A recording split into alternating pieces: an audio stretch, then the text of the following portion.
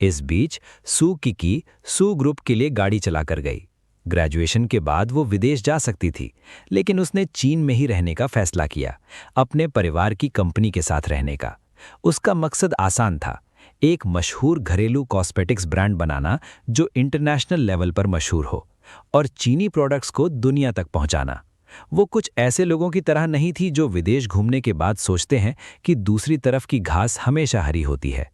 लौटने के बाद वो हमेशा उन लोगों से परेशान रहती थी जो लगातार अपनी इंग्लिश दिखाते थे, खासकर घरेलू प्रोडक्ट्स पर बात करते समय अपने नफरत भरे हावभाव, जैसे कि विदेशी ब्रांड ही असली सच हों। इससे चीनी प्रोडक्ट्स को इंटरनेशनल लेवल पर चमकाने का उसका इरादा और मजबूत हो गया। जैसे ही सू किकी लिफ्ट से बाहर निकली, उसने कई साथ काम करने वालों को बात करते सुना। सिस्टर किकी आज सच में लेट हो गई है, ये पहली बार है। मैंने सुना है कि उसने कल चेन जे नाम के लड़के से शादी कर ली है। ये उसके वीचैट मोमेंट्स पर ऑफिशियली अनाउंस किया गया है। आज उसकी शादी की रात है, इसलिए लेट होना नॉर्मल है। जैसे ही सू किकी पास आई, उन्होंने तुरंत उसका स्वागत किया। सू किकी ने सिर हिलाया। सॉरी, मैं लेट हो गई। ज़ियाओलान जल्दी से खड़ी हुई। Good morning sister Kiki. सू किकी ने उसकी तरफ इशारा किया। उस प्रपोजल को प्रिंट करके मेरे ऑफिस ले आओ। प्रेसिडेंट वैंग को फिर से कॉल करो और पूछो कि नए प्रोडक्ट लॉन्च की तैयारियां कैसी चल रही हैं। वे सब जानते हैं कि सू किकी काम और पर्सनल लाइफ को अलग रखने में बहुत अच्छी है। वो अकेले में सबके साथ खुशी खुशी बात कर सकती है, लेकिन जब काम की बात आती है तो वो काबिल और फैसले लेने वाली होती है। इसीलिए सब उसकी इज्जत करते हैं और उसे सिस्टर किकी कहते हैं। सू किकी ऑफिस में अंदर आती है और तुरंत वर्क मोड में आ जाती है। उसकी टाइट फिटिंग शॉर्ट स्कर्ट उसके पतले फिगर को और उभार रही है और फर्श पर उसकी काली हाई हील्स की आवाज़ दमदार है। वो एक ठंडी और ग्लैमरस आभा बिखेरती है, एक सच्ची दबंग महिला सीईओ। अपनी ऑफिस की कुर्सी पर बैठकर सू किकी अपना कंप्यूटर चालू करती है और डॉक्यूमेंट्स प्रोसेस करना शुरू करती है। दोपहर के आसपास सू किकी दरवाज़ा खोलती है। उसकी भौहें थोड़ी सिकुड़ी हुई हैं। उफ, मैंने तुम्हें इतनी बार फ़ोन किया, तुमने फ़ोन क्यों नहीं उठाया? तुम आज लेट हो गए और जब आए भी तो मुझे ढूंढा तक नहीं। सू किकी ने ऊपर देखा और मुस्कुराई। सॉरी बहन, मैं आज देर से सो गई। इतनी जल्दी क्या हो गया? सू किकी ने मुंह बनाया। मम्मी तुम्हें लंच पर बुलाना चाहती हैं ताकि चेन जे के बारे में बात कर सकूं। सू किकी ने अपने हाथ में रखे डॉक्यूमेंट्स नीचे रखे और उसे घूरने लगी। मम्मी जानती है कि मैंने चेन जे से शादी की है। सू किकी को मज़ा भी आया और गुस्सा भी आया। तुमने सेल्फी पोस्ट की, अपना ब्रेकफास्ट दिखाया और अपना मैरिज सर्टिफिकेट भी पोस्ट कर दिया। किसे नहीं पता? सू किकी तुरंत शर्मिंदा हो गई। अरे नहीं, मैं मम्मी और पापा को ब्लॉक करना भूल गई। वे क्या कह सकते थे? वे क्या कह सकते थे? उनके पास पहले से ही मैरिज सर्टिफिकेट है, वे सिर्फ कॉम्प्रोमाइज़ कर सकते हैं। सू किकी ने आह भरी। लेकिन मैंने ये नहीं कहा था कि वे चेन जे को पसंद करेंगे। सू किकी चौड़ी मुस्कान के साथ बोली। बहन, तुम्हारा क्या मतलब है? मैंने बस इतना कहा कि उन्हें कोई ऐतराज़ नहीं है, लेकिन मैंने ये नहीं कहा कि वे उसे पसंद करेंगे। सू किकी ने बेबसी से आह भरी। तो तुम्हें ये पहले कह देना चाहिए था। हाँ, तुमने मुझे बेकार में खुश कर दिया। ज़्यादा दुखी मत हो। तुम्हारे मम्मी पापा असल में चेन जे की बहुत तारीफ करते हैं, वरना वे तुम्हें बहुत पहले ही वापस खींच लेते। चलो, मम्मी अभी भी रेस्टोरेंट में हमारा इंतज़ार कर रही हैं। 10 मिनट बाद वे एक प्राइवेट रेस्टोरेंट में पहुंचे। खिड़की के पास बैठी झाओ यालान ने उन्हें हाथ हिलाकर नमस्ते किया कि सू किकी बैठ जाओ। जैसे ही सू किकी बैठी, वो खुद को रोक नहीं पाई और बोली, मॉम, मुझे माफ़ करना, मैंने तुमसे बात किए बिना ही मैरिज सर्टिफिकेट ले लिया। झाओ यालान मुस्कुराई और अपना सिर हिलाया। बेवकूफ़ लड़की, घबराओ मत, मॉम तुम्हें दोष नहीं देती, अब तुम बड़ी हो गई हो। हम बस उम्मीद करते हैं कि भविष्य में कोई ज़रूरी फैसला लेने से पहले तुम हमें बता सकोगी। हाँ, तुम बहुत ज़्यादा जल्दबाजी में थीं। सू किकी ने सिर हिलाया और सावधानी से पूछा, मॉम, तुमने आज मुझे सिर्फ इस बारे में बात करने के लिए तो नहीं बुलाया था? झाओ यालान मुस्कुराईं। किकी, तुम सही कह रही हो, मॉम ने आज तुम्हें बुलाया था। मैं चाहती थी कि तुम चेन जे से काम से छुट्टी के बाद कहो कि वो मुझे उसके माता पिता का फ़ोन नंबर दे दे। झाओ यालान ने धीरे से अपना चाय का कप उठाते हुए कहा, तुम्हें उनके नंबर किस लिए चाहिए? सू किकी ने थोड़ी हैरानी से पूछा। क्योंकि तुम शादी करने का प्लान बना रही हो, तो तुम्हें शादी और दावत का इंतज़ाम करना होगा। वो हम पर छोड़ दो। चेनजे के माता पिता को बाहर बुलाने का कोई समय निकालो ताकि हमारे दोनों परिवार मिलकर दुल्हन की कीमत और 3 सोने के सिक्कों पर बात कर सकें। सू किकी हिचकिचाई। उसके दिल में अचानक बेचैनी होने लगी। उसे होटल बुक करने और दावत करने में कोई दिक्कत नहीं थी, लेकिन जब दुल्हन की कीमत और 3 सोने के सिक्कों की बात आई तो उसने तुरंत त्योरियां चढ़ा लीं। मॉम, हमारे परिवार के पास पैसे की कमी नहीं है। मेरे पति को दुल्हन की कीमत क्यों देनी चाहिए? झाओ यालान ने आंखें घुमाईं। हमारा सू परिवार बिनहाई में एक इज्जतदार परिवार है। अगर ये बात फैल गई कि हमने दुल्हन की कीमत नहीं ली तो शर्मिंदगी होगी। सू किकी ने मुंह बनाया। नहीं, मैं सहमत नहीं हूं। चेनजे ने अभी अभी अपना बिजनेस शुरू किया है, मैं उस पर बोझ नहीं डालना चाहती। झाओ यालान हंस पड़ी। तुम्हारे पापा ने कहा था कि वो चेनजे के दिए दहेज का 10 गुना लौटा देंगे। क्या तुम्हें पक्का नहीं चाहिए? सू किकी हैरान रह गई। 10 गुना दहेज? मॉम, तुम मजाक नहीं कर रही हो ना? मेरे पापा इतने दिलदार कब रहे हैं? झाओ यालान ने उसे मतलब से देखा। तुम्हारे पापा हमेशा तुम्हारे लिए दिलदार रहे हैं। सू किकी का दिल जोर से धड़क उठा। अचानक उसे एक बड़ा आइडिया आया। चेनजे अभी शुरुआती बिजनेस को लेकर परेशान था। अगर वो अपनी सेविंग्स दहेज में दे दे और फिर उसके पापा दहेज का 10 गुना वापस कर दें तो क्या इसलिए स्टार्टअप कैपिटल नहीं मिल जाएगा? ये सोचकर सू किकी ने अपनी होशियारी के लिए खुद को शाबाशी दिए बिना नहीं रहा। लंच के बाद झाओ यालान सू किकी और सू यान को रेस्टोरेंट से ले गईं। जाने से पहले उसने सू किकी को खास तौर पर याद दिलाया कि वो मेरे मम्मी पापा से कांटेक्ट करवाना याद रखे। सू किकी ने सहमति में सिर हिलाया। ठीक है मॉम, क्या आप हमारे साथ वापस नहीं आ रही हैं? झाओ यालान थोड़ा मुस्कुराईं, हाथ हिलाया और कहा, नहीं, तुम दोनों जल्दी वापस जाओ। मुझे अभी भी कुछ काम निपटाने हैं। ये कहकर वो मुड़ी और चली गईं। झाओ यालान के जाने के बाद सू किकी और सू किकी सू ग्रुप की ओर चल पड़े। रास्ते में सू किकी का ध्यान भटक रहा था। कुछ दिन पहले ही उसकी छोटी बहन अभी भी सिंगल थी। यूनिवर्सिटी में 4 साल में उसका कोई बॉयफ्रेंड भी नहीं बना था, लेकिन कुछ ही दिनों बाद उसे अपना मैरिज सर्टिफिकेट मिल गया था। वो बड़ी बहन होने के नाते ये कैसे सह सकती थी? उसकी छोटी बहन की शादी हो चुकी थी जबकि वो अभी भी सिंगल थी। बस ये सोचकर ही उसे दुख हो रहा था। और तो और सू किकी ने अपने वीचैट मोमेंट्स पर जो फोटो पोस्ट की थीं, उन्हें देखकर उसका जीजा सच में बहुत हैंडसम था। सू किकी, जिसे हैंडसम मर्दों को देखने की आदत थी, उसके दिल में भी थोड़ी हलचल हुई। उसने सुना था कि वो एक अच्छा कुक भी है, जिससे वो और भी क्यूरियस हो गई। आखिर में सू किकी बोल ही पड़ी, सच में चेनजे ने ही तुम्हारा ब्रेकफास्ट बनाया था? सू किकी ने इतराते हुए अपनी भौहें चढ़ाईं। बेशक, उसका ब्रेकफास्ट मिशलिन स्टार वाले ब्रेकफास्ट से भी बेहतर होता है, और उसने कहा था कि वो अब से हर दिन मेरे लिए ब्रेकफास्ट बनाएगी। उसने जानबूझकर उकसाते हुए कहा, बहन, तुम नहीं समझोगी कि एक मर्द से पैम्पर होने पर कैसा लगता है। कोई बात नहीं, तुम तो सिंगल हो, तुम्हें समझ नहीं आएगा। इन शब्दों से सू किकी का दिन जोर से धड़क उठा। मुझे नहीं लगता कि चेनजे इतना अच्छा है। मुझे लगता है कि तुम बस प्यार में अंधे हो गए हो। सू किकी ने मुंह बनाया। मैं आज रात उसे डिनर पर बुला रहा हूं, तुम भी चलो, फिर तुम देखोगे कि मैं प्यार में अंधा हो गया हूं या नहीं। कंपनी में वापस आकर सू किकी ने मुझे टेक्स्ट किया, पूछा कि क्या मेरा काम हो गया। मैंने जवाब दिया कि कंपनी का रजिस्ट्रेशन और ऑफिस रेंटल हो गया है और हम एम्प्लॉय हायर करना शुरू कर रहे हैं। सू किकी ने यूं ही उस शाम अपनी बहन के साथ डिनर करने का जिक्र किया और मुझे अपने परिवार से मिलने के लिए इनवाइट किया। मैंने हैरानी से जवाब दिया, तुम्हारी बहन मुझसे मिलना चाहती है? उसने समझाया, हालांकि हम शादीशुदा हैं, लेकिन मेरा परिवार अभी तक तुमसे नहीं मिला है और मैं तुम्हें अपने माता पिता से मिलवाने के लिए घर ले जाना चाहता हूँ। वीचैट में उसके चेहरे पर दुखी भाव देखकर मैं मुस्कुराया और उसे भरोसा दिलाया, मेरे माता पिता से मिलना इंतजार कर सकता है, मैं काम में बिजी हूं और इसे अरेंज करने के लिए समय चाहिए। सू की थोड़ी निराश थी, लेकिन समझ रही थी। ठीक है, जब तुम काम खत्म कर लोगे तो ज्यादा देर नहीं हुई है। मैं समय का इस्तेमाल ये सोचने में करूंगी कि क्या गिफ्ट तैयार करूं। उसने पूछा, क्या तुम आज रात फ्री हो? जरूर, मैं काम के बाद तुम्हारी कंपनी आऊंगा। वो एक पल के लिए रुकी। हनी, तुम मुझे काम से लेने आ रही हो? मैंने मुस्कुराते हुए कहा, उसे ये समझाते हुए कि ये भी ठीक है। उसने खुशी से कहा, हमने टाइम तय किया है, शाम 7 बजे, वहीं मिलते हैं। वीचैट बंद करते हुए उसे काम से लेने की तस्वीर मेरे दिमाग में कौंधी। सू किकी अंदर से अच्छा लग रहा होगा, एक लाडली छोटी औरत की तरह।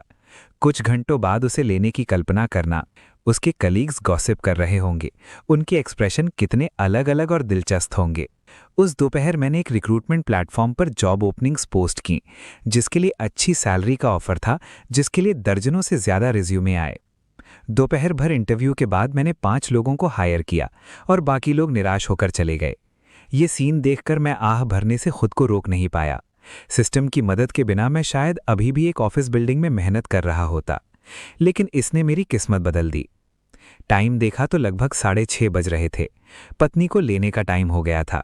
सिस्टम की मदद से भी एक डोमेस्टिक ऑपरेटिंग सिस्टम बनाने के लिए अभी भी सैकड़ों एम्प्लॉयज़ चाहिए। एकुन टेक्नोलॉजी को एक बड़ी कंपनी बनाने में मदद करने के लिए सभी को मिलकर काम करना होगा। ऑफिस लॉक करके मैंने सू ग्रुप के लिए टैक्सी बुलाई। मैं 10 मिनट बाद पहुंचा और सू किकी को मैसेज किया। उसने कहा कि वो प्रोजेक्ट डिपार्टमेंट में है और मुझे इंतज़ार करने के लिए कहा। वो दौड़ कर आई। ये देखकर प्रोजेक्ट डिपार्टमेंट के कलीग्स ने तुरंत गॉसिप करना शुरू कर दिया। बहनों, हमने सुना है कि चेन्स एक कंपनी में आया है। बहुत सारे लोग वीचैट ग्रुप में फोटो ढूंढने लगे। जल्द ही रिसेप्शनिस्ट द्वारा चुपके से ली गई फोटो ग्रुप चैट में सर्कुलेट होने लगी। मैंने सूट पहना हुआ था, हल्की सी मुस्कान के साथ किसी कॉमिक बुक से निकला हुआ आदमी लग रहा था, अनफिल्टर्ड और बहुत हैंडसम। सबने कमेंट किया, कितना हैंडसम, जैसे किसी कॉमिक बुक से निकला हो।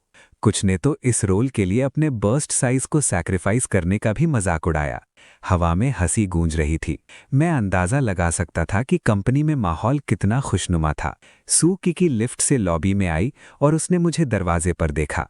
वो जोश में चिल्लाई, हस्बैंड, और तेजी से मेरी तरफ दौड़ी। हालांकि वो मुझे गले लगाना या थपथपाना चाहती थी, लेकिन उसने सोचा कि एक मैनेजर के तौर पर उसे अपनी इमेज बनाए रखनी है, इसलिए वो ज़्यादा जोश में नहीं आ सकती थी। वो एक रौबदार महिला सीईओ की अपनी इमेज खराब नहीं कर सकती थी। हालांकि उसका हस्बैंड चिल्लाना इतना जोर से था कि उसने तुरंत सबका ध्यान खींच लिया। ये देखकर सू की शर्मा गई। मैं मुस्कुराया और उसके पास गया। वाइफ, क्या तुम्हारा काम हो गया? हम बाद में कहाँ खाना खाएंगे? सू की ने जल्दी से अपनी शर्मिंदगी दबाने की कोशिश की। मेरा अभी काम खत्म नहीं हुआ है हनी, हमें काम खत्म होने में थोड़ी देर लगेगी। क्या तुम मेरे साथ ऊपर आना चाहोगे और थोड़ा और समय साथ बिताना चाहोगे? सू किकी ने अपनी शर्मिंदगी को शांत किया। मेरा काम अभी खत्म नहीं हुआ है, इसे पूरा होने में थोड़ा समय लगेगा। हनी, क्या तुम मेरे साथ ऊपर आना चाहोगे? प्रोजेक्ट ऑफिस में मेरा इंतजार करना। मैंने सिर हिलाया। ठीक है, तो चलो ऊपर चलते हैं। सू किकी ने जल्दी से लिफ्ट का बटन दबाया। लिफ्ट में अंदर जाने के बाद उसकी शर्म धीरे धीरे कम हो गई। लिफ्ट 8वीं मंजिल पर पहुंची और सू किकी उत्साह से मुझे प्रोजेक्ट ऑफिस की ओर ले गई। हनी, मैं यहीं काम करती हूँ। सू ग्रुप में 5 डिपार्टमेंट हैं और प्रोजेक्ट ऑफिस सबसे बड़ा है, जिसे उसकी माँ और मैं मिलकर मैनेज करते हैं। अंदर आओ, मैं तुम्हें अपना ऑफिस घुमाती हूँ। मैंने तुरंत महसूस किया कि सबकी नज़रें मुझ पर टिकी हुई हैं, खासकर मेरी महिला सहकर्मियों की। उनकी आंखें ऐसे लग रही थीं जैसे वे किसी सेलिब्रिटी को देख रही हों। वाह, किकी का पति फोटो में दिखने से सैकड़ों गुना ज़्यादा हैंडसम है। सू किकी मुझे ऑफिस एरिया में ले गई और दरवाज़ा बंद करने के बाद वो शर्माते हुए पास आई। हनी, मैंने तुम्हें बहुत मिस किया। अभी तो सिर्फ आधा दिन हुआ है, लेकिन ऐसा लग रहा है जैसे बहुत समय हो गया हो। मैंने हंसते हुए जवाब दिया, ये इतना बढ़ा चढ़ाकर नहीं कहा जा रहा है, अभी तो सिर्फ आधा दिन हुआ है। सू किकी ने मुंह बनाया और शिकायत की, लेकिन सच में ऐसा लग रहा है जैसे बहुत समय हो गया हो। हनी, तुम आज सुबह से भी ज़्यादा हैंडसम क्यों लग रहे हो? मैं मुस्कुराया और अपना चेहरा छुआ, एक आसान सा बहाना बनाते हुए। शायद तुमने मुझे बहुत ज़्यादा मिस किया। असल में मैं दिल से जानता था कि ऐसा इसलिए था क्योंकि सिस्टम ने मुझे कुछ चार्म पॉइंट्स दिए थे। सू किकी को मुझ पर बिल्कुल भी शक नहीं हुआ। तुमने जो कहा वो सही है। हनी, तो थोड़ी देर बैठो, मैं जल्दी ही काम खत्म कर लूंगी और फिर हम खाना खाने चलेंगे। मैंने धीरे से मुस्कुराते हुए कहा, जल्दी करने की कोई ज़रूरत नहीं है, मैं तुम्हारा इंतज़ार करूंगा चाहे कितनी भी देर हो जाए। सू किकी ने खुद को मेरी बाहों में भर लिया। हनी, तुम बहुत अच्छे हो। उसकी आंखें अचानक सपनों जैसी हो गईं। हनी, क्या तुम मुझे किस करना चाहोगी? यह देखकर मैं हैरान रह गया और एक पल के लिए मुझे अपने कानों पर यकीन नहीं हुआ। सू किकी ने आंखें सिकोड़ी और अपनी बाहें मेरे गले में डाल ली और मैं थोड़ा खुश हुआ। यह पहली बार था जब मेरी पत्नी ने किस करने की पहल की थी। मैंने एक्साइटेड होकर पूछा, हनी, क्या तुम सीरियस हो? सुकिकी ने सिर हिलाया और मुंह बनाया। मैं बहुत खुश था और उसे किस करने के लिए नीचे झुकने ही वाला था, लेकिन तभी सुकिकी ने अचानक अपनी आंखें खोलीं और खिलखिलाकर हंसी।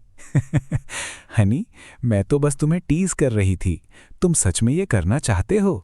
पता चला कि पिछले कुछ दिनों में मेरे पीछे पड़ने से हमारा रिश्ता और भी करीबी हो गया था, लेकिन सुकिकी अभी भी ये पता लगा रही थी कि बेहतर तरीके से कैसे रहा जाए। दोपहर में उसने चुपके से ऑनलाइन वीडियो सर्च किए ताकि पति पत्नी के बीच मीठे पलों को कैसे शुरू किया जाए ये सीख सके, और उसे पता चला कि समय समय पर अपने पति को टीज करना अच्छी बात है। आज की पहली कोशिश कामयाब रही और उसने अपनी रिसर्च जारी रखने का प्लान बनाया। मैंने नाराज होने का नाटक किया और कहा, हनी, मैंने देखा है कि तुम और ज्यादा शरारती होती जा रही हो। तुमने मुझे छेड़ने की भी हिम्मत की। फिर मैंने मौका देखकर उसे पकड़ लिया और उसके होठों को कसकर किस कर लिया। हनी, मुझे काटो मत। मुझे पता है मैं गलत था, प्लीज मुझे जाने दो। उसकी गुजारिश सुनकर मैंने आखिरकार उसे छोड़ दिया। देखते हैं अगली बार तुम ऐसा करने की हिम्मत करते हो या नहीं। मैं मुड़ा और सोफे पर बैठ गया मैसेज देखने के लिए अपना फ़ोन निकाला। सुकिकी, जिसका चेहरा लाल था, अपनी डेस्क पर वापस आई और बिना सोचे समझे डॉक्यूमेंट्स देखने लगी। उसका फ़ोन कई दोस्तों की शुभकामनाओं से भरा था। मेरे अंदर खुशी की लहर दौड़ गई, खासकर इसलिए क्योंकि मेरे हाई स्कूल के क्लासमेट्स मेरे मजाकिया प्रपोजल के बारे में सुनकर चौंक गए थे। सुकिकी अपनी ऑफिस की कुर्सी पर बैठी थी, मेरी तरफ नहीं देख रही थी। उसके होठ थोड़े ऊपर उठे हुए थे, उसके दिल में थोड़ी उदासी थी। ये बेवकूफ़ पति, तुम मेरे लिए कितने अच्छे हो, इसकी खातिर आज रात में तुम्हारी बात मान जाऊंगी। 5 मिनट बाद सुकिकी ने अपने डॉक्यूमेंट्स ऑर्गेनाइज कर लिए। हनी, मेरा हो गया, चलो। मेरी बहन नीचे थी। सुकिकी के साथ हम दोनों 7वीं मंजिल पर गए तो देखा कि उसकी बहन वहां नहीं थी। उसी समय सुकिकी को उसकी बहन का मैसेज मिला, सॉरी मैं एक मीटिंग में हूं, तुम लोग पहले रेस्टोरेंट जाओ, हम आधे घंटे में मिलते हैं। सुकिकी ने कंफर्मेशन इमोजी भेजा और मुझसे कहा, हनी चलो पहले चलते हैं। इस समय वो एक परफेक्ट प्लान बना रही थी। इस मौके का इस्तेमाल अपनी सेविंग्स को लॉटरी विनिंग में बदलने का इरादा कर रही थी, जिससे उसके पिता मेरी कंपनी को 10 गुना ज्यादा फाइनेंसिंग देने के लिए अट्रैक्ट हो जाएं। उसकी सेविंग्स लगभग 5 मिलियन थीं और उसने उन्हें 50 मिलियन के स्टार्टअप कैपिटल में बदलने का प्लान बनाया था। अगर ये काफी नहीं था तो वो अपने पिता से दहेज के तौर पर कई घर तैयार करवाएगी। ये सोचकर सुकिकी के चेहरे पर एक शरारती मुस्कान आ गई। आखिर वो अपने पति को तकलीफ नहीं दे सकती थी। तभी मेरे दिमाग में एक सिस्टम नोटिफिकेशन आया, होस्ट प्लीज सुकिकी के साथ मैचिंग कपड़े पहन लो और बड़ी कुर्सी के सामने अपना प्यार दिखाओ। टास्क पूरा होने पर तुम्हें एक रैंडम स्किल रिवॉर्ड मिलेगा। इस तरह का टास्क मजेदार भी था और गुस्सा दिलाने वाला भी। पहली बार अपनी पत्नी की बहन से मिलना और मैचिंग कपड़े पहनना थोड़ा ज्यादा दिखावटी था, लेकिन ये सोचकर कि रैंडम स्किल रिवॉर्ड बहुत काम का हो सकता है, मैंने चैलेंज लेने का फैसला किया। अचानक सुकिकी ने सुझाव दिया, हनी वहां एक लॉटरी की दुकान है, चलो अंदर जाकर देखते हैं। मैं हैरान था, लॉटरी की दुकान क्यों जाना? सुकिकी ने बड़ी गंभीरता से एक कहानी बनानी शुरू की। बिन्हाई बिजनेस कम्युनिटी में एक रिवाज है, जब कोई नई कंपनी खुलती है तो तुम्हें लॉटरी टिकट खरीदने पड़ते हैं। इससे ना सिर्फ अच्छी किस्मत आती है बल्कि भविष्य में नई कंपनी का चलना भी पक्का होता है। ये सुनकर मैंने आह भरी, ये सोचते हुए कि मेरी पत्नी का दिमाग कहाँ का बना है। क्या तुम मजाक कर रही हो? क्या सच में कोई ऐसी मजेदार कहानी पर यकीन करता है? लेकिन मैं उसे बताने में बहुत आलसी था और मुस्कुराया, ठीक है चलो अंदर जाकर एक खरीदते हैं। लॉटरी की दुकान में घुसने के बाद सुकिकी ने दिल खोलकर 100 लॉटरी टिकट खरीदे और उन्हें अपने बैग में भर लिया, फिर मुझे बाहर निकाला। उसके बर्ताव को देखते हुए मैंने बस मन ही मन प्रार्थना की कि वो समझे कि लॉटरी जीतना एक मजाक है। फिर मैंने कहा, हनी अभी तो सुबह है, चलो शॉपिंग करते हैं। हाँ, इस समय शॉपिंग करने जा रहे हो? सुकिकी एक पल के लिए हिचकिचाई और बोली, हनी मेरी बहन जल्द ही आ रही है, चलो पहले किसी रेस्टोरेंट में जाकर रिजर्वेशन करवा लेते हैं, नहीं तो बहुत देर हो सकती है। हमें लाइन में लगना होगा। मैंने सिर हिलाया और शांति से कहा, मुझे मैचिंग आउटफिट खरीदने हैं। वो हैरान रह गई, क्या मैचिंग आउटफिट खरीदें? मैंने मुस्कुराते हुए कहा, हाँ, हम मैचिंग आउटफिट में बहुत अच्छे लगेंगे। क्या तुम उन्हें पहनना नहीं चाहती? सुकिकी ने जल्दी से सिर हिलाया, हाँ बिल्कुल पहनना है। हनी चलो जल्दी से खरीद लेते हैं। उसके बाद हम मॉल गए और मैचिंग आउटफिट खरीदने से पहले इधर उधर देखा। अपने नए आउटफिट पहनकर हम हाथ में हाथ डाले बातें करते हुए रेस्टोरेंट की ओर बढ़े, अपने प्यार का इजहार करने के पल के लिए तैयार। रास्ते में हमारे मैचिंग आउटफिट ने बहुत ध्यान खींचा। कुछ सिंगल लोग जल रहे थे, लेकिन जब उन्होंने हमारे कपड़ों पर मच्छर देखे तो उनके पास अपनी फीलिंग्स निकालने की कोई जगह नहीं थी। हमारे अच्छे लुक्स ने लोगों को आहें भरने पर मजबूर कर दिया कि हम स्वर्ग में बनी जोड़ी हैं, और मेरे सौम्य और सुंदर लुक ने अनगिनत लड़कियों का दिल जीत लिया। रेस्टोरेंट जाते समय सुकिकी का फोन बजा। ये सुशी का फोन था। उफ, तुम लोग कहाँ हो? क्या हम पहले जाने के लिए राजी नहीं हुए थे? क्या वो रेस्टोरेंट है? मैं तुम सबका इंतजार कर रही थी। सुकिकी ने टाइम देखा और महसूस किया कि शॉपिंग में सच में आधा घंटा लग गया था। उसने थोड़ी माफी मांगते हुए कहा, सॉरी बहन, हम अभी आ रहे हैं। फोन रखते हुए सुकिकी ने मुझे याद दिलाया, हनी, हम कपड़े खरीदने में बहुत देर कर गए। मेरी बहन पहले से ही रेस्टोरेंट में है, चलो जल्दी चलते हैं। तो मैंने उसका हाथ पकड़ा और रेस्टोरेंट की तरफ तेजी से चल पड़ा। हमारी तरफ आ रही कई लड़कियों ने हमें देखते ही फुसफुसाना शुरू कर दिया। लड़कियों, क्या ये सू श्याओ वा और चेंजे नहीं हैं? उन्होंने मैचिंग कपड़े पहने हैं, बहुत अच्छा लग रहा है। एक लड़की ने तो चुपके से एक फोटो भी ले ली।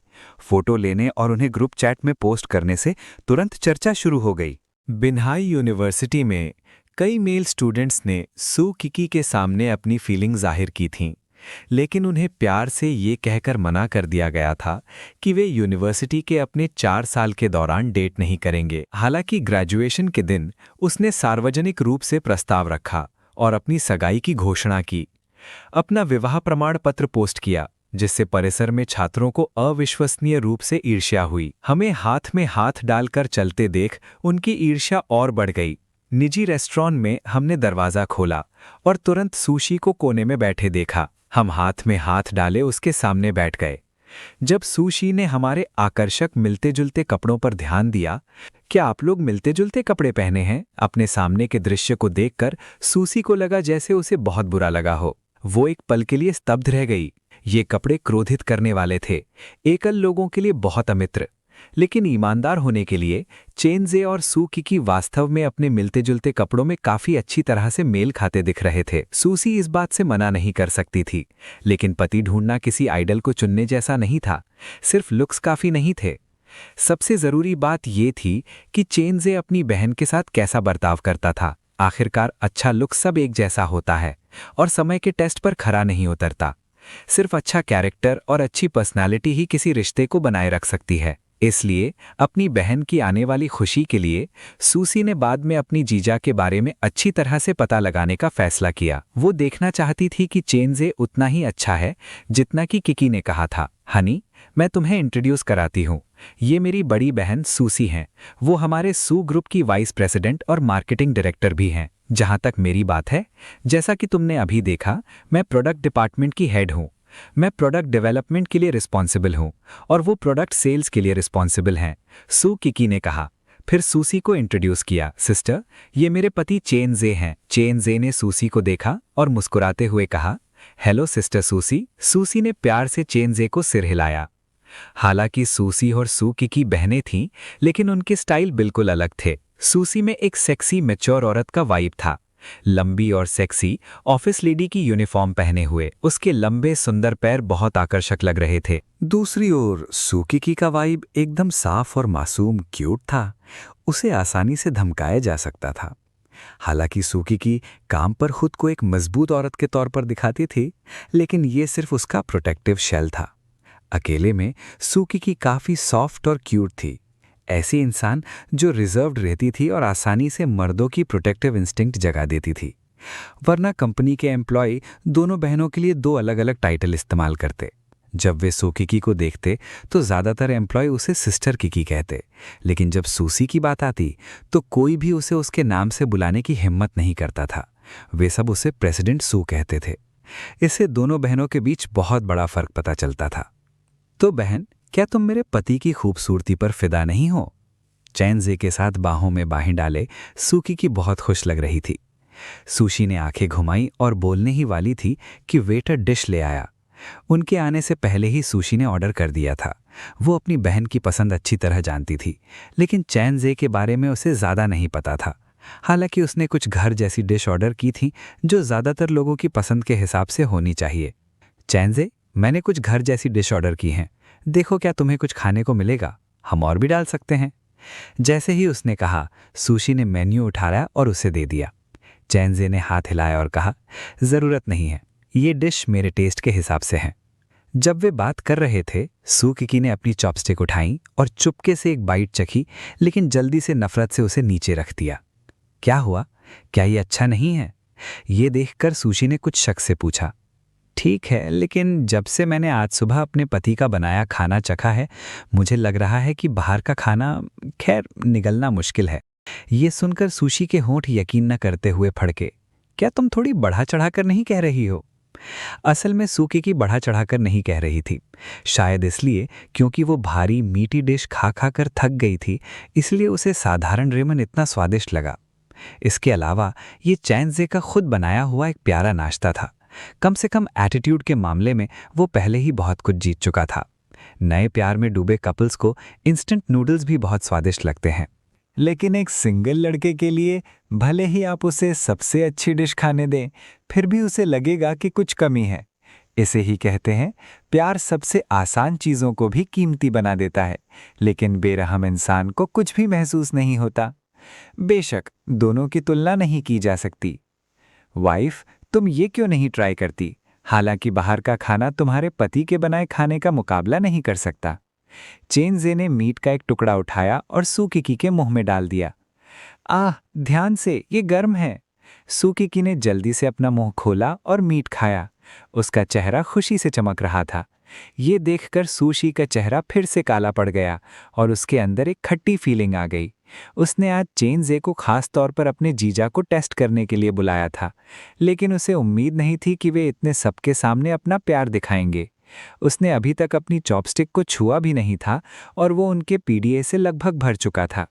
सू किकी जो हट्टा कट्टा लग रही थी, उसने चम्मच उठाया और चेनजे को खिलाया। हनी, तुम भी खाओ, अपना मुंह खोलो, मुझे खिलाने दो। सुशी गुस्से से उबल रही थी, देख रही था, लेकिन वो कुछ नहीं कर सकती थी। उसे सू किकी को चेनजे के साथ डिनर पर जाने देने का पछतावा होने लगा था। ये बहुत बेइज्जती वाली बात थी। वे दोनों मैचिंग कपड़े पहने, अपनी इंडेक्स फिंगर्स आपस में फंसाए उसके सामने बैठे थे, प्यार से एक दूसरे को खिला रहे थे, जबकि वो एक अकेला बस उनके कपड़ों पर दो कुत्तों के सिर और वे भड़काऊ शब्द देख रही थी। ये बहुत गुस्सा दिलाने वाला था। इस समय रेस्टोरेंट में दूसरे कस्टमर्स भी देखने लगे। सू किकी और चेनजे का हैंडसम और खूबसूरत लुक देखकर ज्यादातर लोगों को जलन हुई, लेकिन जब उन्होंने सुशी को देखा तो उनकी जलन दया में बदल गई। इसे देखो, ये तो थर्ड व्हील जैसा दिखता है। इसलिए इससे पहले कि वे अपना खाना खत्म करते, सुशी ने बहाना बनाया और सबसे पहले रेस्टोरेंट से निकल गई। वो ऐसी जगह पर एक सेकंड भी और नहीं रह सकती थी। वो उन दोनों के साथ अकेले खाने के बजाय मरना पसंद करेगी। हे भगवान, उन्होंने अभी खाना भी शुरू नहीं किया था और वो उनके पीडीए से पहले ही भर गई थी। कौन नाराज नहीं होगा? चैप्टर 17, चेनजे के माता पिता। वापस आते समय सू किकी ने चेनजे का हाथ थाम लिया। हनी, तुमने अभी बहुत अच्छा काम किया, मैं तुम्हें इनाम देना चाहता हूं। चेनजे ने अपनी नाक को छुआ और धीरे से पूछा, तुम मुझे क्या इनाम देने वाले हो? मैं तुम्हें अभी नहीं बताऊंगा, तुम्हें बाद में पता चल जाएगा। सू किकी ने अजीब सा बनने का नाटक किया और कहा, ओह ठीक है। आज दोपहर में मेरी माँ ने मुझे लंच के लिए बुलाया। मेरे जाने से पहले उन्होंने मुझसे मेरे ससुराल वालों का फ़ोन नंबर मांगने को कहा। उन्होंने कहा कि वो उनसे शादी के बारे में बात करना चाहती हैं। हालांकि हमने अपनी शादी पहले ही रजिस्टर कर ली है, लेकिन शादी और दावत अभी तक नहीं हुई है। चलो ये छोटी मोटी बातें अपने माता पिता पर छोड़ देते हैं। चेनजे ने सिर हिलाया, फिर अपना फ़ोन निकाला और कहा, ठीक है, मैं तुम्हें पढ़कर सुनाता हूं, तुम इसे लिख लो। चेनजे ने अपने कॉन्टैक्ट्स खोले और अपने माता पिता के फ़ोन नंबर पढ़े। सू किकी ने उन्हें लिख लिया और जाओ यालान को नंबर भेज दिए। फिर उसने वीचैट खोला, चेनजे की मां का अकाउंट खोजा और उसे दोस्त के तौर पर जोड़ने की रिक्वेस्ट की। क्योंकि उसके पास उसका फ़ोन नंबर था, इसलिए उसे ढूंढना आसान था। चेनजे की मां को वीचैट पर जोड़ने का मुख्य कारण यह था कि चेनजे जल्द ही उसे घर ले जाने वाला था। वो इस समय का इस्तेमाल अपनी सास के साथ अच्छे रिश्ते बनाने में करना चाहती थी, ताकि जब वे मिलें तो उसे शर्मिंदगी ना हो। वी चैट पर उसे जोड़ने के बाद सू किकी ने एक संदेश के साथ उत्तर दिया, नमस्ते आंटी, मेरा नाम सू किकी है। मैं आपके बेटे चैन जे की पत्नी, चैन जे की माँ वांग युए आई हूँ। उसके पिता का नाम चैन वई मिन है। वे दोनों बिन्हाई सिटी के अंतर्गत एक काउंटी शहर में काम करने वाले श्रमिक वर्ग के लोग हैं। वे अभी घर लौटे ही थे जब वांग युएआई ने देखा कि किसी ने उसे वी चैट पर जोड़ा है।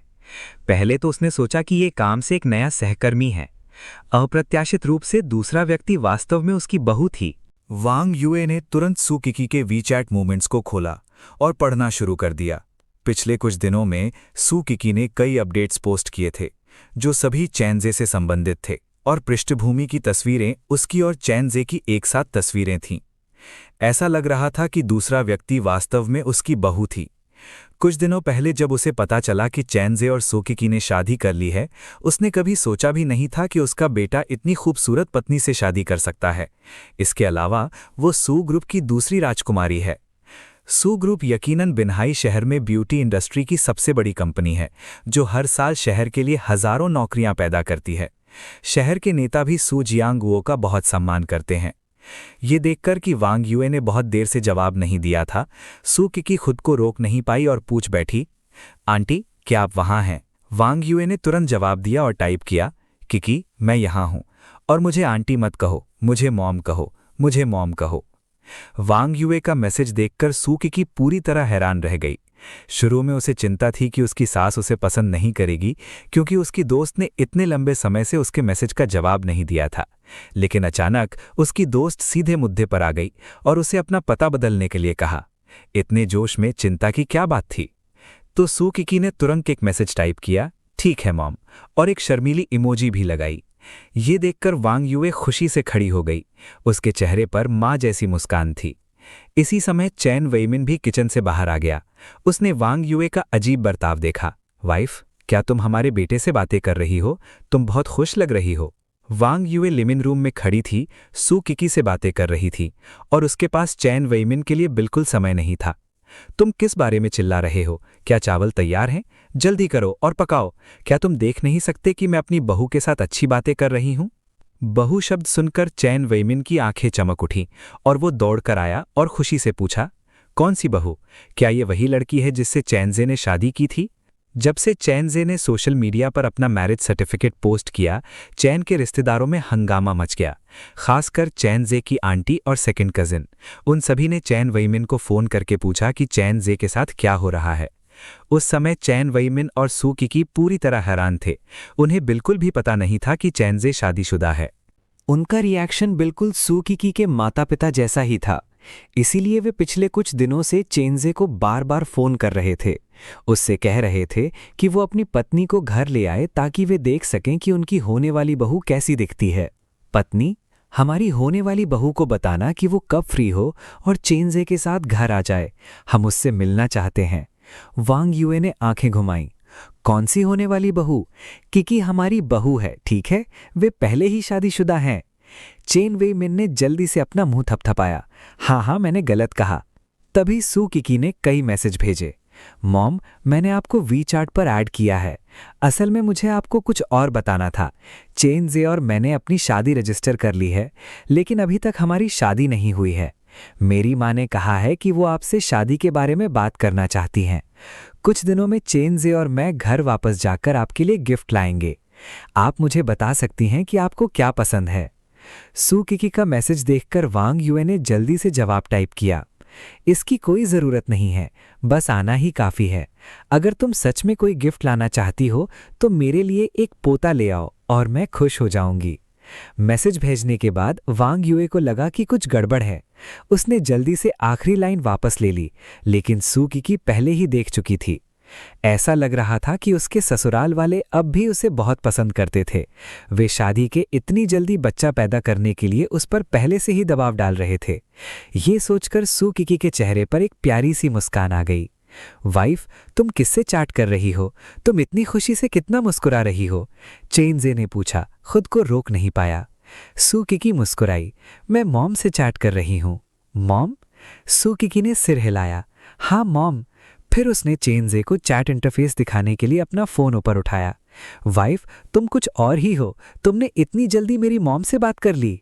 सू किकी ने चेनजे को घूरा और प्यार से कहा, क्या तुम ठीक से बोल भी नहीं सकते? ठीक है, मुझे तुमसे बहस करने में आलस आ रहा है, लेकिन हनी, तुम्हें आजकल और मेहनत करनी होगी और कंपनी में काम निपटाना होगा। फिर मुझे जल्द से जल्द अपने मम्मी पापा से मिलवाना होगा, वे मुझे सच में पसंद करते हैं। ये कहते हुए सू किकी का चेहरा उम्मीद से भर गया। चेनजे ने सिर हिलाया और मुस्कुराया। ठीक है। घर लौटने के बाद सू किकी ने अपना फोन निकाला और डोइन यानी टिकटॉक पर स्क्रॉल करना शुरू कर दिया। अचानक अपनी फीड स्क्रॉल करते हुए उसने अचानक अपना और चेनजे का एक वीडियो देखा। हनी, जल्दी आओ, किसी ने चुपके से हमें मैचिंग कपड़े पहने हुए फिल्माया है और डोइन पर पोस्ट कर दिया है। इसे पहले ही लाखों लाइक मिल चुके हैं। हालांकि चुपके से फिल्माना शर्मनाक है, मुझे मानना पड़ेगा कि यह बहुत अच्छा है। सू किकी ने वीडियो को अपने एल्बम में सेव करने के लिए देर तक दबाया। हनी, क्या मैं वीडियो तुम्हारे फोन पर अपलोड कर सकती हूं?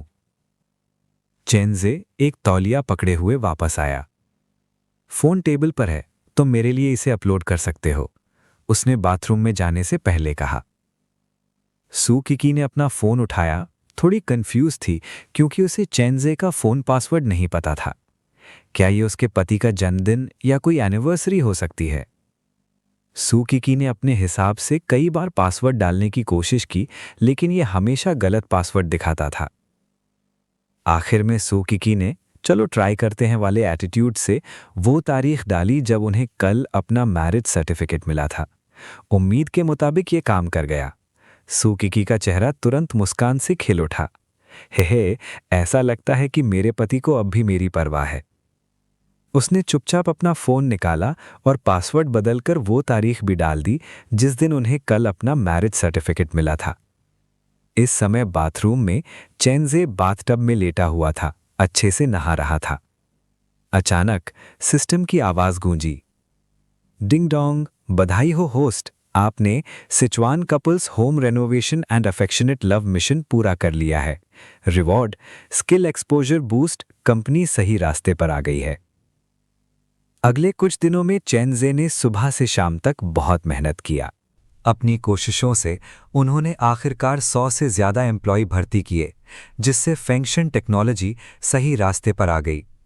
एक टेक्नोलॉजी कंपनी के तौर पर फेंगशन टेक्नोलॉजी 5 डिपार्टमेंट में बटी हुई थी: human resource, finance, technology, product और मार्केटिंग। 100 से ज़्यादा एम्प्लॉई के साथ हर डिपार्टमेंट में सिर्फ 20 लोग ही हो सकते थे और टैलेंट को अट्रैक्ट करने के लिए और भर्ती की ज़रूरत थी। उस सुबह चेनजे ने कंपनी में एक मीटिंग की। मीटिंग में उन्होंने एक ज़रूरी फैसला लिया जिसमें कंपनी के लिए एक बड़ा गोल तय किया गया। उन्होंने कहा, अब जब फेंगशन टेक्नोलॉजी ऑफिशियली ट्रैक पर है तो मुझे उम्मीद है कि हर कोई और मेहनत करेगा और 6 महीने के अंदर देश में बना ऑपरेटिंग सिस्टम डेवलप करने की कोशिश करेगा, फिर उसे मार्केट में लॉन्च करेगा और विदेशी सिस्टम को रिप्लेस करेगा। चेनजे ने जोर देकर कहा। ये सुनकर सबने एक दूसरे को देखा। उन्हें थोड़ा हैरानी हुई। 6 महीने के अंदर देश में बना ऑपरेटिंग सिस्टम बनाना और विदेशी सिस्टम को भी बदलना, क्या बॉस पागल था? कंप्यूटर ऑपरेटिंग सिस्टम के फील्ड में विदेशी कंपनियों ने 20 साल से ज़्यादा समय तक लीड किया था और एक बहुत बड़ा यूज़र इकोसिस्टम बनाया था। 6 महीने के अंदर देश में बना सिस्टम बनाना और विदेशी सिस्टम को बदलना बस एक सपना था। अगर स्टीव जॉब्स का भी जन्म हो जाए तो भी ये नामुमकिन था। पिछले 20 सालों में कई बड़ी घरेलू इंटरनेट कंपनियों ने देश में बने ऑपरेटिंग सिस्टम बनाने की कोशिश की थी, लेकिन आखिर में सभी फेल हो गईं और बुरी तरह फेल हुईं। इसलिए टेक की दुनिया में हर कोई एक नियम मानता था, इंटरनेट इंडस्ट्री में आप कुछ भी कर सकते हैं, लेकिन ऑपरेटिंग सिस्टम बनाने की कोशिश कभी न करें, क्योंकि हर कोई जानता था कि ये बिल्कुल नामुमकिन है। बॉस, क्या आप सच में ये करना चाहते हैं? हमारी कंपनी नई बनी है और अभी शुरुआती स्टेज में है। चाहे गेम बनाना हो, सॉफ्टवेयर बनाना हो या लाइव स्ट्रीमिंग करना हो, ये सब मुमकिन है, लेकिन ऑपरेटिंग सिस्टम से शुरुआत करना थोड़ा ज़्यादा है। ऑफिस में एक डिपार्टमेंट मैनेजर उसे सलाह देने के लिए खड़ा हुआ। असल में उसने जो कहा उसमें बहुत दम था, एक एम्प्लॉई के तौर पर चेन जे के लिए खड़े होने के लिए नौकरी से निकाले जाने का रिस्क उठाना दिखाता है कि वो एक जिम्मेदार और डेडिकेटेड वर्कर है। चेन जे हल्का सा मुस्कुराया और बोला, मुझे पता है कि ये काम मुश्किल लग रहा है। आखिर अकेले सिस्टम डेवलप करने में बहुत टाइम लगेगा, लेकिन मैंने तुम्हें वो टाइम पहले ही दे दिया है। हमने पैसे बचा लिए हैं, चेन जे ने कहा। फिर टेबल से फोल्डर्स का ढेर उठाया। अंदर सैकड़ों डॉक्यूमेंट्स थे, सभी अलग अलग डेटा सोर्स से थे। और ये तो बस उसका एक हिस्सा था। ज़्यादातर ज़रूरी सोर्स कोड चेन जे के दिमाग में स्टोर था। उसने आखिरी मिनट में इसे खुद डालने का प्लान किया। आखिर ये कंपनी की कोर टेक्नोलॉजी थी और वो नहीं चाहता था कि सिस्टम डेवलप होने से पहले ही ये लीक हो जाए। चेन जे ने अचानक एक फाइल निकाली और कहा, ये ऑपरेटिंग सिस्टम का सोर्स कोड है, आप देख सकते हैं। ये सुनकर सब हैरान रह गए। ऑपरेटिंग सिस्टम का सोर्स कोड? ये कैसे हो सकता है?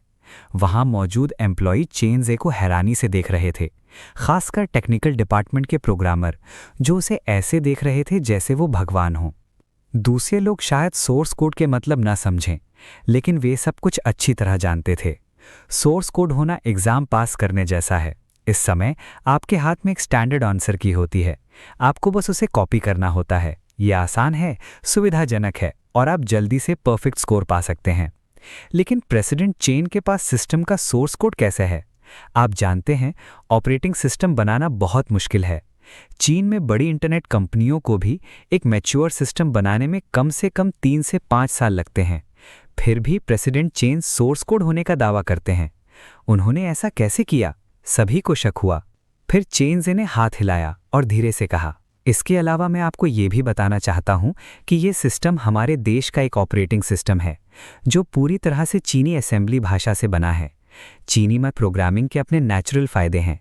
न केवल प्रोग्रामिंग थ्रेशोल्ड कम है, बल्कि इंग्लिश असेंबली भाषा में होने वाले कई बग चीनी असेंबली भाषा में मौजूद ही नहीं हैं। इसलिए मैं 6 महीने के अंदर इस देश में बने ऑपरेटिंग सिस्टम को लॉन्च करने का प्लान कर रहा हूं। उस समय हम न केवल चीनी मार्केट पर कब्जा कर लेंगे, बल्कि विदेशों में भी जाएंगे, जिससे यूएस की 20 साल से ज़्यादा पुरानी मोनोपोली टूट जाएगी। चेन जे की बातें सुनकर वहां मौजूद कर्मचारी बहुत इमोशनल हो गए। आखिर ये सभी लोग इंटरनेट और टेक्नोलॉजी इंडस्ट्री से आते हैं।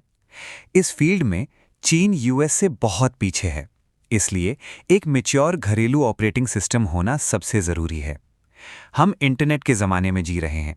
अपने सिस्टम के बिना लंबे समय तक विदेशी सिस्टम पर निर्भर रहना अच्छी बात नहीं है। इसलिए वहां मौजूद सभी लोग चेन जे के इस कदम का पूरा सपोर्ट करते हैं। कई कर्मचारी पहले से ही 6 महीने की कड़ी मेहनत के लिए तैयार हैं। अगर वे सच में एक घरेलू ऑपरेटिंग सिस्टम बना पाते हैं और यूएस की मोनोपोली को तोड़ पाते हैं, तो ये चीन के लिए जश्न की बात होगी। उस समय फैंगशैन टेक्नोलॉजी कंपनी का नाम पूरी दुनिया में गूंजेगा और उनके पास गर्व करने के लिए कुछ होगा। ऑफिस में जोश से भरे कर्मचारियों को देखकर चेन जे ने आगे कहा, जहां तक हमारे सिस्टम के नाम की बात है, मुझे लगता है कि हमें कंपनी के नाम का इस्तेमाल करके इसे कुछ समय के लिए फैंगशैन सिस्टम नाम देना चाहिए। एक वजह कंपनी की विजिबिलिटी बढ़ाना है। दूसरी तरफ मुझे ये भी उम्मीद है कि ये सिस्टम दुनिया भर में तूफान की तरह फैल जाएगा, जिससे विदेशियों को पता चल जाएगा कि हमारे ड्रैगन कंट्री की टेक्नोलॉजी उनसे ज़्यादा कम नहीं है। ये चेन जे की दिल से निकली सोच थी और इस कंपनी को शुरू करने का उनका असली इरादा भी। चेन जे के बोलने के बाद पूरा कॉन्फ्रेंस रूम तालियों से गूंज उठा। ये एम्प्लॉयज़ इस समय चेन जे की बहुत तारीफ कर रहे थे।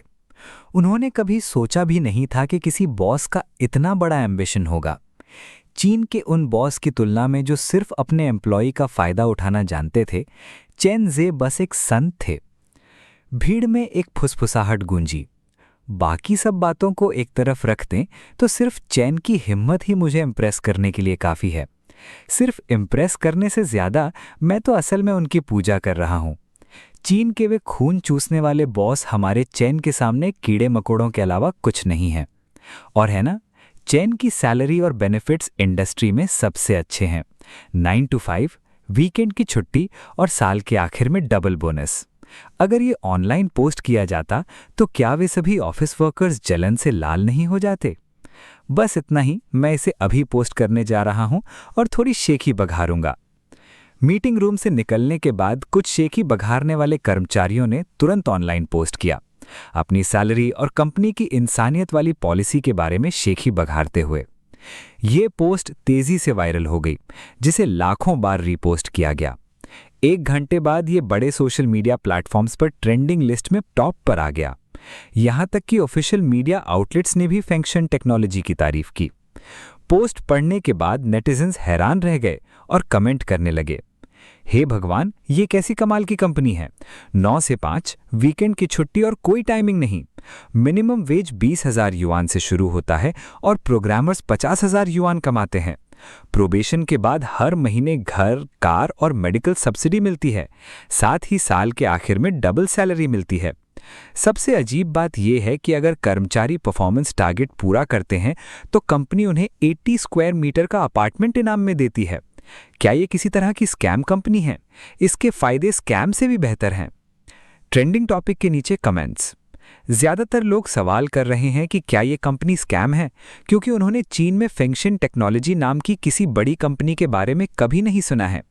उनकी समझ से ये मुमकिन नहीं है कि कोई ऐसे अच्छे फायदे देने वाला कोई मिलना मुश्किल है। इतना अच्छा मुआवजा तो देश के टॉप कंपनियों में से किसी एक से ही मिलना चाहिए। लेकिन कुछ लोगों को लगा कि कंपनी भरोसेमंद है, खासकर इसलिए क्योंकि ऑफिशियल मीडिया ने भी इसकी तारीफ की थी। एक छोटे ग्रुप ने चुपके से अपना रेज्यूमे तैयार किया और रातों रात फेंक्शन टेक्नोलॉजी के रिक्रूटमेंट ईमेल पर भेज दिया, क्योंकि सैलरी बहुत अच्छी थी।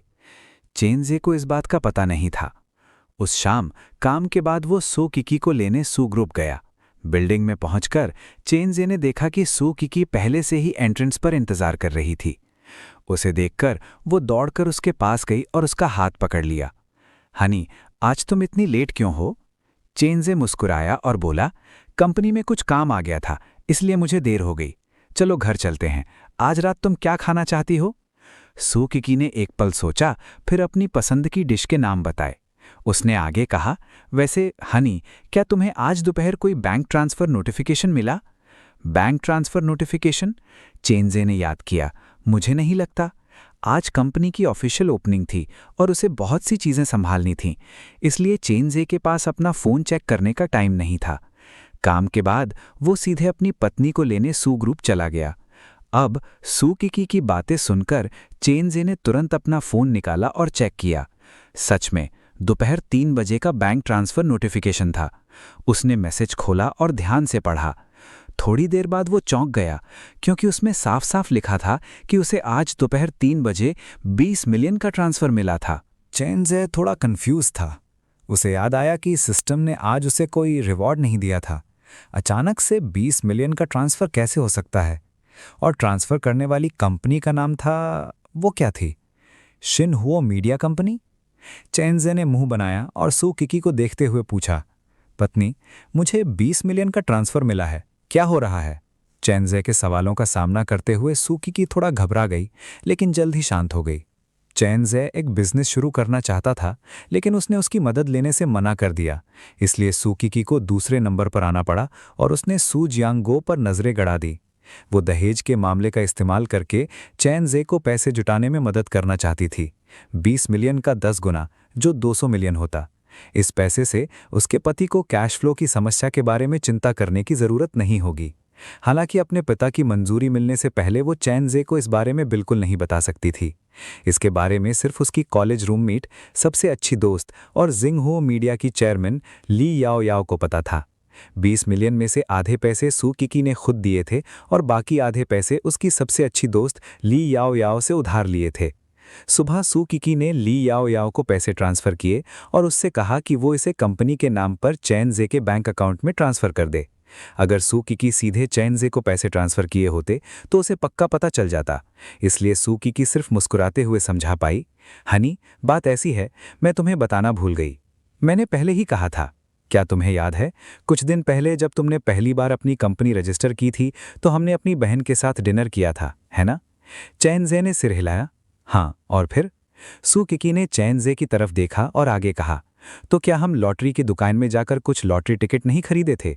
कल रात लॉटरी ड्रॉ का दिन था और तुमने ग्रैंड प्राइज जीता, 20 मिलियन। ग्रैंड प्राइज जीता 20 मिलियन। सच में? चैन जे को ये यकीन नहीं हुआ। क्या लॉटरी के रिजल्ट्स आमतौर पर पहले से तय नहीं होते? मैं कैसे जीत सकता हूं? सू किकी ने शांत होकर जोर से सिर हिलाया। हाँ हाँ, ये सच है। और क्या तुम्हें प्राइज मनी नहीं मिली? मिल गई है तो ज्यादा मत सोचो। चलो सोचते हैं कि आज रात क्या खाना है। सू किकी ने बात बदल दी। चेन जे ने सिर हिलाया और कहा, ठीक है, तुम क्या खाना चाहते हो? मुझे एक कटा हुआ chili fish head, sweet and sour pork ribs, braised prawns और हॉट पॉट चिकन चाहिए। अब हम ग्रोसरी शॉपिंग क्यों ना करें? चेन जे ने ज्यादा नहीं सोचा। ठीक है। सू किकी ने अपनी कार की चाबियां निकाली, एक मर्सिडीज के पास गईं और चेन जे को देख कर मुस्कुराईं। हनी, अंदर आ जाओ। सू किकी विला एरिया की ओर चली गईं। पास में एक वॉलमार्ट था। वापस आते समय चेन जे ने सू किकी से लॉटरी के बारे में पूछना जारी रखा, लेकिन सू किकी ने कहा कि वो गलती से लॉटरी टिकट खो गई थी और जीतने वाले नंबरों के बारे में वो उन्हें भूल गई थी और उन्हें ठीक से याद नहीं कर पा रही थी। चेन जे को उम्मीद नहीं था कि सू किकी कोई बहाना भी बनाएगी। ऐसा लग रहा था कि उसने सच में उसके बिजनेस को सपोर्ट करने के लिए बहुत कुछ किया था। ठीक है, इतना शक करना बंद करो। बोनस तुम्हें पहले ही मिल चुका है। पैसे से ज्यादा असली और क्या हो सकता है? चेन जे ने सिर हिलाया। सच में उसकी बात सही थी, लेकिन ट्रांसफर इन्फॉर्मेशन से पता चला कि भेजने वाला एक फिल्म और टेलीविजन मीडिया कंपनी थी। चेन जे ने सोचा, भले ही तुम्हें लगता हो कि मैं बेवकूफ़ हूं, तुम मुझे ऐसे बेवकूफ़ नहीं बना सकती। लेकिन चेन जे के पास सच में पैसे की कमी थी। कंपनी अभी अभी खुली थी और हर दिन कैश खर्च कर रहा था। हालांकि वो जानता था कि उसकी पत्नी झूठ बोल सकती है, लेकिन वो जानता था कि वो ये उसके भले के लिए कर रही है, इसलिए उसने उसे एक्सपोज नहीं किया। आधे घंटे बाद चेन जे और उसका साथी सुपरमार्केट गए और बहुत सारा सामान खरीदा। घर वापस आकर चेन जे ने किचन में जाकर रात का खाना बनाना शुरू कर दिया। पिछली बार अपनी पत्नी के लिए खाना बनाने पर उसे 5 सिस्टम रिवॉर्ड मिले थे, इसलिए ऐसा लगा कि सिस्टम ने एट्रीब्यूट पॉइंट्स देना बंद कर दिया था। इसलिए चेन जे ने यह नतीजा निकाला कि एक ही काम करने से मिलने वाले सिस्टम पॉइंट्स की एक लिमिट होती है और ये लिमिट काम के हिसाब से अलग अलग होता है। ये अलग है, लेकिन इसके बारे में सोचने पर यह समझ में आता है। अगर आप अनगिनत पॉइंट्स जोड़ सकते तो क्या मैक्सिमम लेवल तक पहुंचना आसान नहीं होता? खाना खत्म करने के बाद दोनों टेबल पर बैठकर खाना खाते और बातें करते रहे। हनी, मेरी मम्मी ने आज दोपहर मेरी सास से फ़ोन पर बात की थी और उन्होंने शादी के इंतज़ामों पर बात की थी। मेरे पापा ने कहा कि हमारी शादी के बाद वो हमें बिन्हाई के सिटी सेंटर में एक घर देंगे, जिसमें वो घर शामिल नहीं है जिसमें हम अभी रहते हैं। वो हमें एक पोर्श पैनामेरा भी खरीदेंगे। जहाँ तक ब्राइड प्राइस की बात है, उन्होंने कहा कि 1 लाख ठीक रहेगा, लेकिन मुझे लगता है कि इतनी कम ब्राइड प्राइस देना आपके साथ थोड़ा गलत है। चेन जे को पहले कुछ वाक्य ठीक लगे, लेकिन आखिरी वाला, ये मेरे लिए थोड़ा नुकसान है, से उसका क्या मतलब था? सिर्फ 1 लाख युआन ब्राइड प्राइस पर सू शाओ हुआ जैसी पत्नी से शादी करना, क्या ये पक्का सौदा नहीं था? इसके अलावा सू किकी का परिवार एक घर और एक कार भी दे रहा था। अकेले उस पोर्श पनामेरा की कीमत मार्केट में 1 मिलियन युआन से ज़्यादा है। जहाँ तक डाउनटाउन बिन्हाई के घर की बात है, तो ये तो जाहिर है, इसकी कीमत कम से कम 7 या 8 मिलियन युआन है। अगर ये 1 मिलियन युआन भी होता तो भी चेन जे से नुकसान नहीं मानते। 1 लाख युआन तो दूर की बात है। चेन जे का हैरान चेहरा देखकर सू किकी ने आगे कहा, हनी, तुम्हें नहीं पता, मेरे पापा ने मुझे पहले ही बता दिया था कि तुम कितनी भी ब्राइड प्राइस दो, वो उसका 10 गुना वापस करेंगे। इसी तरह हम सू परिवार अपनी इज्जत बचाते हैं। इसलिए मुझे लगता है कि 1 लाख युआन बहुत कम है। ये तुम्हारे लिए नुकसान है। तुम मेरे पापा को अपना 20 million yuan bonus bride price के तौर पर क्यों नहीं दे देते? इस तरह तुम्हें 200 मिलियन युआन कैशबैक मिलेगा। सू किकी की बातें सुनकर चेन जे का चेहरा उतर गया और वो खुद से सोचने लगा, पत्नी, तुम सच में माँ बाप के प्यार की मिसाल हो। तुम न सिर्फ फर्ज निभाने वाली हो, बल्कि बहुत समझदार भी हो। लेकिन सच कहूँ तो चेन जे को सू किकी की बात सच में लुभा गई। आखिर फैंक्शन टेक्नोलॉजी अभी शुरू ही हुई थी और उसे हर जगह पैसे की ज़रूरत थी। सिस्टम ने उसे सिर्फ टेक्नोलॉजी दी थी, लेकिन ज़्यादा स्टार्टअप कैपिटल नहीं दिया था। सिर्फ 10 मिलियन के साथ ये शायद कुछ ही समय में ख़त्म हो जाता। अगर उसके पास 200 मिलियन होते तो फैंक्शन टेक्नोलॉजी की डेवलपमेंट स्पीड ज़रूर बहुत तेज़ होती। इससे बहुत सारी परेशानी बच जाती। लेकिन कोई बात नहीं, सू जियांगुओ अभी भी उसके ससुर हैं। उसे इस तरह धोखा देना सही नहीं लगता। सू किकी को चेन जे की झिझक समझ आ गई। और उसने मुस्कुराते हुए कहा, हनी, चिंता मत करो, मेरे पापा हमेशा कंजूस और कंजूस रहते हैं। इस बार मेरी मम्मी ने उन्हें दुल्हन की कीमत का 10 गुना लौटाने के लिए मना ही लिया। हम उनके साथ अच्छे से पेश नहीं आ सकते। इसके अलावा अगर तुम ज्यादा दुल्हन की कीमत दोगे तो ये तुम्हारी ईमानदारी दिखाएगा और मेरे पापा ये देखकर बहुत खुश होंगे। सू किकी का एनालिसिस सुनने के बाद चेनज़े पूरी तरह से चुप हो गया। अगर कोई और होता तो 20 मिलियन युआन दहेज मिलना जश्न मनाने की बात होती, लेकिन सू जियांगुओ के साथ ये एक अलग कहानी थी। वो न केवल एक घर और एक कार दे रहा था, बल्कि उसे दहेज का 10 गुना भी लौटाना था। सबसे जरूरी बात, उसकी बेटी उसकी जिंदगी में हेराफेरी करने में सबसे आगे थी। अपने दामाद को उसके पैसे ठगने के लिए उकसा रही थी। अगर सू जियांगुओ को पता चलता तो वो शायद गुस्से से बेहोश हो जाता। ये एक मजेदार मजाक था जिससे वो लगभग हंसते हंसते मर ही जाता। तभी सू किकी ने उसे मनाना जारी रखा, पति, आपको खुद ही बिजनेस करना चाहिए। उन्हें सबसे ज्यादा फंडिंग की जरूरत है। जैसे मैंने अभी ट्रेंडिंग टॉपिक देखा, ये बिन्हाई सिटी में फैंक्शन टेक्नोलॉजी नाम की एक कंपनी के बारे में है। ये अभी अभी बिन्हाई एंटरप्रेन्योरशिप पार्क में खुली है, आपकी कंपनी से ज्यादा दूर नहीं। इनके एम्प्लॉय बेनिफिट्स कमाल के हैं। 9 to 5, वीकेंड की छुट्टी, कोई क्लॉक इन नहीं और सैलरी इंडस्ट्री में सबसे अच्छी है। और सबसे अजीब बात यह है कि कंपनी एम्प्लॉयज़ को बोनस के तौर पर घर भी देती है। आज शाम ही एक एम्प्लॉई ने इसके बारे में ऑनलाइन पोस्ट किया और आधे घंटे से भी कम समय में ये वीबो और डॉइन पर ट्रेंडिंग टॉपिक बन गया। बहुत से लोग इस कंपनी में काम करने के लिए अप्लाई करना चाहते हैं। सू किकी की बातें सुनकर चेनज़े हैरान रह गया। फैंक्शन टेक्नोलॉजी, क्या ये उसकी कंपनी नहीं है? चेनज़े को सच में नहीं पता था कि ऑनलाइन ऐसी बातें हुई हैं। वाइफ, मुझे देखने दो।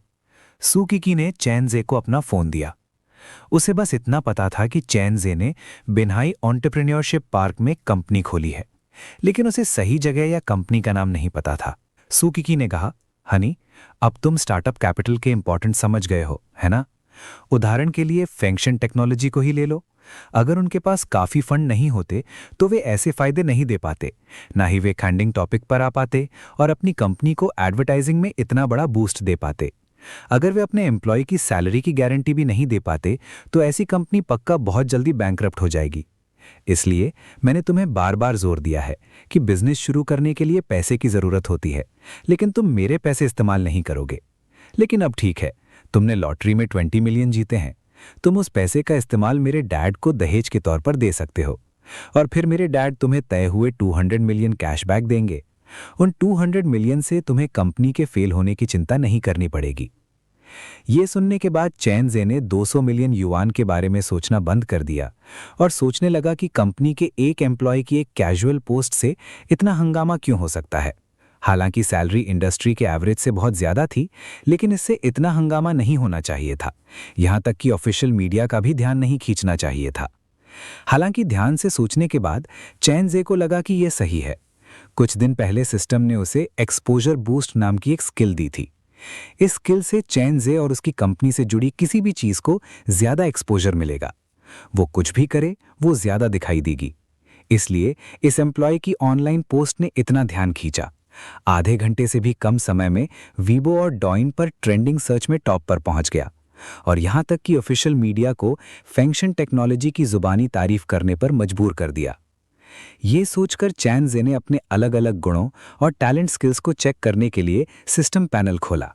मास्टर चेनज़े, जेंडर मेल, उम्र 22, स्ट्रेंथ 5, स्टैमिना 5, एजिलिटी 6, करिश्मा 3, cooking skill 7, ultimate level, restaurant chef के बराबर, लक 3, टैलेंट स्किल, शानदार skill, poetry talent, masculine virility, hacking skill, startup newbie protection, exposure boost technique. Future के कंप्यूटर सिस्टम ने कभी सोचा भी नहीं होगा कि वो कुछ ही दिनों में इतनी सारी स्किल सीख लेगा। ऐसा लगता है कि एक सिस्टम होने से सच में सब कुछ आसान हो जाता है। हालांकि इसके बेसिक गुण थोड़े कम हैं। इसके करिश्मा को छोड़कर, जो आम लोगों से कहीं ज्यादा है, इसके दूसरे गुण आम लोगों से भी कम हैं। हनी, तुम वहां क्यों खड़े हो? खाना ठंडा हो रहा है, जल्दी करो और खाओ। सू किकी मुस्कुराई और चेनज़े से कहा। सिर हिलाया और खाना जारी रखने के लिए सिस्टम पैनल हटा दिया। क्योंकि उसकी पत्नी को नहीं पता था कि फैंक्शन टेक्नोलॉजी उसकी कंपनी है, इसलिए चेन जे ने उसे बताने का प्लान नहीं बनाया। उसे लगा कि जब कंपनी फैंक्शन सिस्टम को सक्सेसफुली लॉन्च करेगी तो ये पूरे देश में सनसनी मचा देगा और सू किकी को ऑनलाइन मीडिया से पता चल जाएगा। ये उसके लिए सीधे बताने से ज़्यादा सरप्राइजिंग और खुशी की बात होगी। आखिर सू किकी ने उसके बिजनेस को सपोर्ट करने के लिए सब कुछ रिस्क पर डाल दिया था, यहाँ तक कि अपने पिता को धोखा देने और उनके खिलाफ साजिश रचने तक चली गई थी। चेन जे ये साबित करना चाहती थी कि उसका फैसला सही था, कि वो उसके भरोसे के लायक है, और उसने उस बूढ़े आदमी को 20 मिलियन युवान नहीं दिए थे। एक बार कंपनी शुरू हो गई तो उसे जो प्रॉफिट होगा वो पक्का 20 मिलियन से कम नहीं होगा। ये सोचकर चेन जे ने मन ही मन एक फैसला किया, वो कुछ समय बाद अपनी पत्नी को एक बड़ा सरप्राइज देगा। दूसरी ओर सू किकी के दिल में भी एक छोटा सा सीक्रेट था, जो 20 मिलियन युआन के बोनस के बारे में था। अगर उसके पति को पता चल गया तो ठीक है, लेकिन अगर उसके पिता को पता चल गया तो उन्हें हैरानी होगी कि 20 मिलियन युआन का दहेज असल में उसकी बेटी ने दिया था।